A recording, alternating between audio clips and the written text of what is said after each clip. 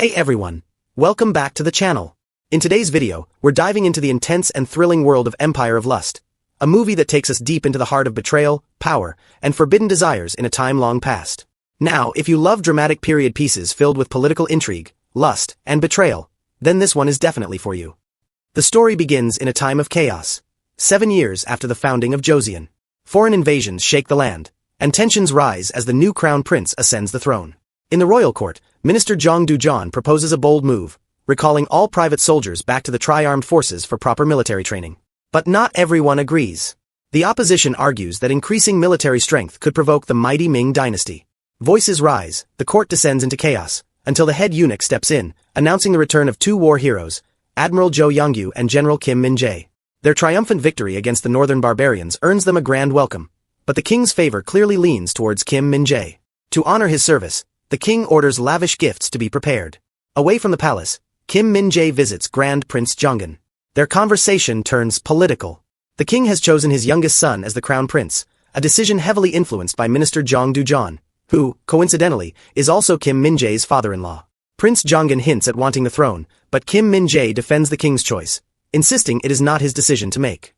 They part ways, agreeing to continue their discussion at a banquet later that evening. As Kim Min-jae mounts his horse, a young thief dashes past him. He catches the boy, ready to deliver harsh punishment, when a strikingly beautiful woman intervenes. She offers the boy a gold ring in exchange for a pendant, claiming it's a precious keepsake from her mother. Her courage and grace captivate Kim Min-jae. Without a word, he watches her as she bows an apology before he rides away. Back at the palace, Jong Do-jeon warns Kim Min-jae, his ties with Prince Jeonggeon could become dangerous. The prince's growing ambition threatens the crown prince's security, and Jong Do-jeon orders Kim Min-jae to sever any connection with him. But that's not all. Kim Min-jae is appointed chief commander of the tri-armed forces. This is not the retirement he envisioned. Frustrated, he questions the decision, but Jong Do-jeon insists that much work lies ahead to secure the new regime. Later, at the banquet, Kim Min-jae arrives late, only to be teased by Jo Young-yu. But the playful mood quickly shifts when a mesmerizing dancer takes center stage. It's her, the same woman from earlier. She performs a dance from the Ming dynasty, her movements enchanting the audience. As Kim Min-jae watches, memories of his mother flood back. But the night takes a dark turn. A drunk Jo Young-yu becomes aggressive, demanding to take the dancer, Ka-hee, for himself. She resists fiercely, refusing to surrender her virtue. Enraged, he attempts to strip her in front of everyone, but Kim Min-jae intervenes. Jo Young-yu, humiliated, challenges him to a duel for the right to claim Ka-hee. Before the fight begins, Prince Jeonggeon steps in, demanding order. A new idea arises. Let Ka-hee choose her protector. With a simple yet powerful gesture, she covers Kim Min-jae's wounded hand with her handkerchief, sealing her choice. Jo Young-yu, humiliated, storms off. That night, in her chambers, Ka-hee thanks Kim Min-jae but also pleads with him to stay, fearing that if she is left alone, she will be deemed unlucky and unwanted. He understands her fear. To silence the spies watching outside, he pretends to undress her but never lays a hand on her. She praises his kindness, revealing that he is nothing like the ruthless man people claim him to be. However, haunted by a nightmare of his past, his mother's tragic fate, Kim Min-jae leaves her room in the dead of night. Elsewhere, a young woman is lured into an abandoned shrine, only to be brutally assaulted. The perpetrator? Kim Jin, Kim Min-jae's own son. He and his friends laugh and boast about their entitlement as the sons of noblemen.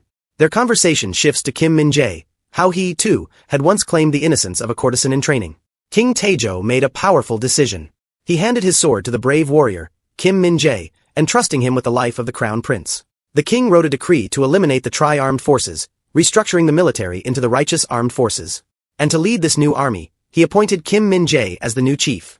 Meanwhile, Prince Jeonggeon and his wife were enjoying a wrestling match, but Jo Young-yu stood beside them, fuming with frustration. He had spent his whole life as a warrior, yet the king had made him the Minister of Culture and Education. He couldn't understand why. Feeling humiliated, he muttered that the true power of the kingdom lay in the hands of Jong Do-jeon and Kim Min-jae. Prince Jeonggeon's wife sneered, calling Kim Min-jae nothing more than Jong Do-jeon's loyal dog. But Prince Jeonggeon didn't seem to care. He was too focused on the fight before him.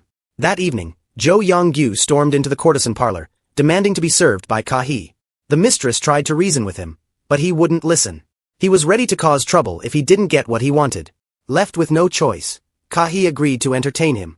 From a distance, Kim Min-jae and his men witnessed as Ka-hee stood at the edge of the water, threatening to jump if Jo Young-yu dared to touch her.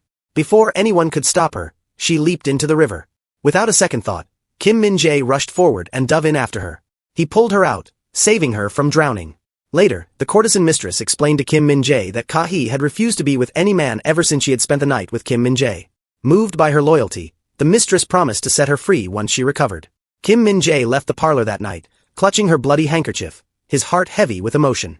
Soon, Ka-hee received an unexpected visitor, Lady Jong, Kim Min-jae's wife. She handed Ka-hee a pouch of money and instructed her to leave the village for good. Ka-hee, knowing she had no other choice, wrote a farewell letter and sent both the letter and the money to Kim Min-jae. But upon reading her words, Kim Min-jae's heart burned with urgency. He rushed to the port, determined not to lose her. Just in time, he found her and took her home with him. That night, they had passionate intimacy together. Ka-hee became Kim Min-jae's concubine. She formed a bond with Princess Jaeyoung's son. One day, as they sat together, Kim Jin joined them, and the princess proudly showed him a special gift she had received from Ka-hee. Ka-hee becomes the subject of court gossip. Jong Do-jeon confronts Kim Min-jae, scolding him for taking a concubine when he is the king's son-in-law. The truth is revealed. Kim Jin is not actually Kim Min-jae's biological son. His marriage was a political arrangement, a secret hidden to maintain power. Meanwhile, Kim Jin discovers Ka-hee's true identity. She was one of the many village girls he assaulted and left for dead. Shocked by her transformation, he feigns affection, but she rejects him. Later, she subtly tells her tragic story to Princess Jaeyoung's son and swears vengeance against the man who ruined her life. Kim Jin, now terrified, plots to silence her forever. That night, assassins ambushed Kim Min-jae. In the chaos, Ka-hee is wounded, trying to shield him. Furious, King Taejo investigates the attack. Ministers attempt to blame Kim Min-jae for allowing his subordinates to bear weapons, but the king dismisses the accusations and warns that anyone who dares to bring it up again will face severe consequences. As they cornered their prey, Min-jae loosed an arrow, not at the pig, but dangerously close to the prince. A mistake. Maybe.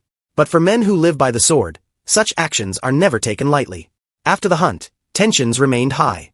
Over a meal, Min-jae confronted Jongin, asking if he had sent assassins to his house. The prince, of course, denied it. But when Min-jae pressed further, questioning the existence of Jongin's private army, the prince simply smirked, calling it a hobby. Min-jae urged him to disband his forces, yet Jongin countered with a challenge. Why not think of personal gain rather than serving Jong Do-jeon, the king's right-hand man? But Min-jae stood firm. His loyalty was to the king and the people. Meanwhile, a beautiful Ka-hee had her own deadly secret. She was not just a woman of pleasure, she was a spy, a weapon forged in pain and revenge, working for Prince Jongin to bring down Kim Min-jae's family. Despite the king's orders to merge all private forces into the royal army, Jongin continued to train his men in secret, preparing for a grander scheme. Ka-hee, playing her role to perfection, seduced Min-jae's son, Kim Jin, tricking him into gifting her a royal sachet. When she had what she wanted, she left him humiliated. Enraged by his defeat at the hands of a mere courtesan, Jin vented his frustration by beating a helpless servant, only to be caught and punished by Min-jae himself. Their already strained father-son relationship shattered even more when Lady Jong, Min-jae's wife, accused him of treating Jin unfairly because he was not his real son. Ka-hee's past was filled with darkness. As she sat with Princess Jaeyoung's son, she recounted the horrors of her childhood. The night Kim Jin ruined her mother, the fire that took everything from her, and the ruthless cycle of power that allowed such men to thrive. Revenge was her only purpose. But then something unexpected happened. Kim Min-jae, the man she had sworn to use, showed kindness. He respected her, cared for her, and even honored her supposed mother by making an offering at the river. For the first time, her heart wavered. Could she truly go through with her mission? But love was a dangerous thing. Lady Jong, sensing Ka-hee's growing influence over Min-jae, ordered her belongings burned. Among the flames was her mother's jade pendant. Without hesitation, Min-jae reached into the fire to retrieve it. That night, as she nursed his burned hand, passion ignited between them. He shared his dream, a world without war, without bloodshed, where they could be free. He promised to always hold her hand, no matter what. Meanwhile, political tensions reached a boiling point. In the royal court, Jong Do-jeon pushed for stricter laws to dismantle private armies. The king decreed that all hunting and sports be banned, and all private horses and weapons seized. But Prince Jongin would not be tamed. Instead of surrendering his horses, he slaughtered them all, leaving only one alive. The lines were drawn. War was inevitable. Ka-hee, torn between love and duty, met Jongin one last time. The revenge she had lived for suddenly felt empty. Yet she knew there was no turning back. Jongin's ambitions had no room for hesitation. As the grand festival neared, Jongin set his plan into motion. Meanwhile, Min-jae and his men anticipated the attack and prepared their defenses.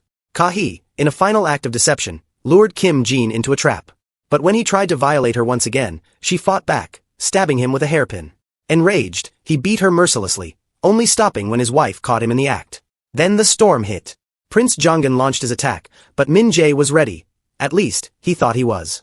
The prince had outmaneuvered him, striking from all sides. In a shocking twist, Jongun stormed the court, accusing Min Jae and Jong Do-jeon of treason. As proof, he revealed the royal sachet given to Kim Jin and exposed his affair with Ka-hee. The king, furious, ordered their imprisonment. To spare his loyal soldier, he decreed that Min Jae himself must execute Ka-hee. Alone in the dungeon, Ka-hee begged Min Jae to kill her. She confessed everything, her past, her deception, her revenge. Yet, despite the betrayal, Min Jae could not bring himself to do it. Instead, he made a choice that would change everything. He chose love. Under the cover of night, they fled. But Prince Jongun would not let them escape so easily. A manhunt was ordered.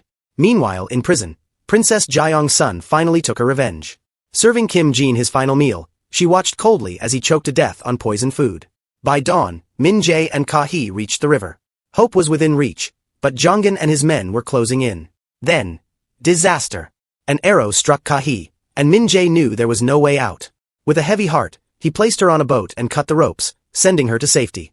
He stayed behind, setting fire to the other boats to stop Jongun's men. He fought bravely, cutting down countless enemies, but he was only one man. Wounded and exhausted, he took his final stand. Prince Jongun fired an arrow, the shot that ended it all. Min Jae fell into the river, his fate sealed. Ka-hee, watching from the boat, could not bear to live without him. With her last strength, she leaped into the water, choosing death over life without her beloved. As the river carried them away, Jongun's men searched for their bodies, but none were found. The prince, ruthless as ever, erased Min Jae's name from history. The only trace left behind? A blood-stained handkerchief, floating to shore, trapped in the grass. Tell me, my friends, do you think passion can ever be pure in a world as twisted as this? Let me know your thoughts in the comments below.